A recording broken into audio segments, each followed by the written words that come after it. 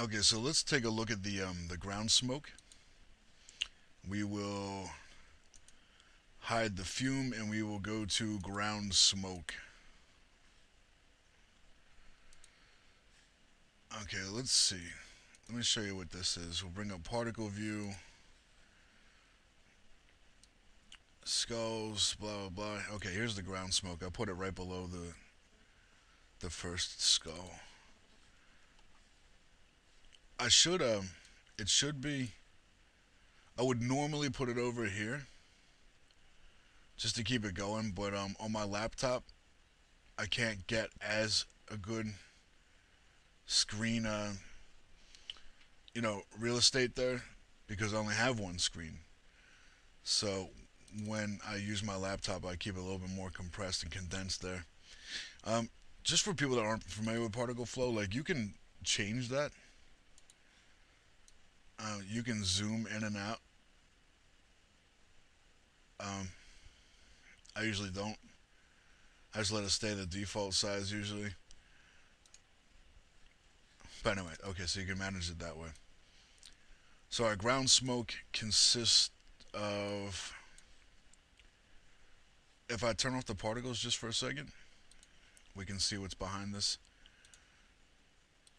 Um, this is a tube I just cut up, and this is where my particles spawn from. And also, I can get some of the effect generated from that. So the particles spawn from this modified tube. It's almost like a moon, uh, a crescent moon, kind of like a Allah Akbar, rifle fire in the air. Anybody? Um, so that goes with it, and it expands as time goes on, signifying more and more power that's going into the firing that's going on. So I take that shape, I'm gonna rehide it, and turn my particles back on. And so all the particles will emit from there. That's where they'll be born, spawned.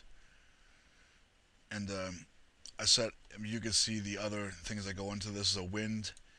I just set it to spherical instead of linear or planar, I guess as they put it here. Um, and a drag. Drag just slows the particles down over time.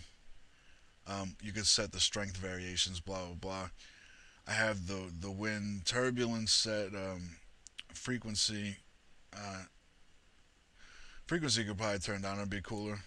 Let's see. Well, they're not. The particles aren't really on the screen long enough. But what I did was what did I do? Oh, I just animated the wind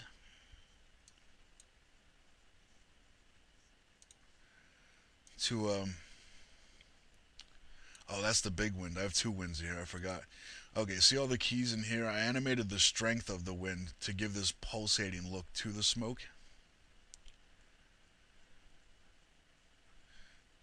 And see how the particles are stretching out further over time? That's what the big wind space warp does. It gets stronger gradually to blow it out more.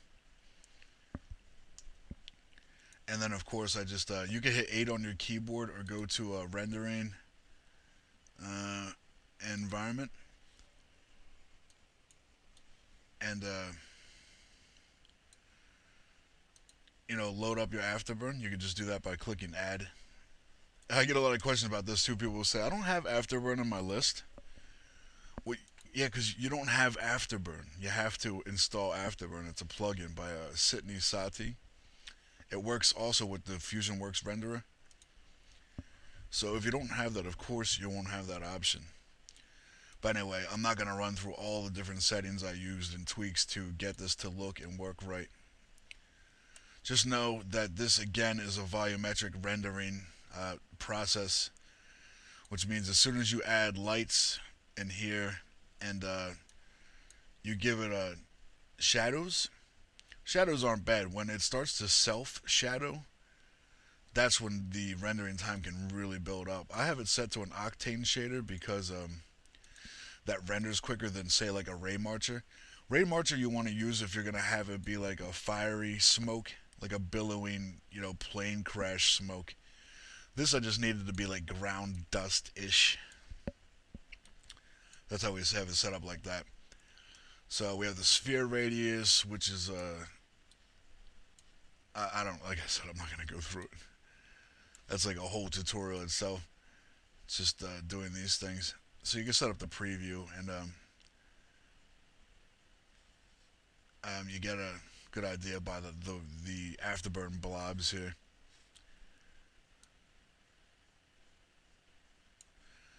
The start out size is whatever, whatever is whatever, and then, you know, like I said, I'm not going to go into too much detail. I fear that I'm going to slip into explaining everything.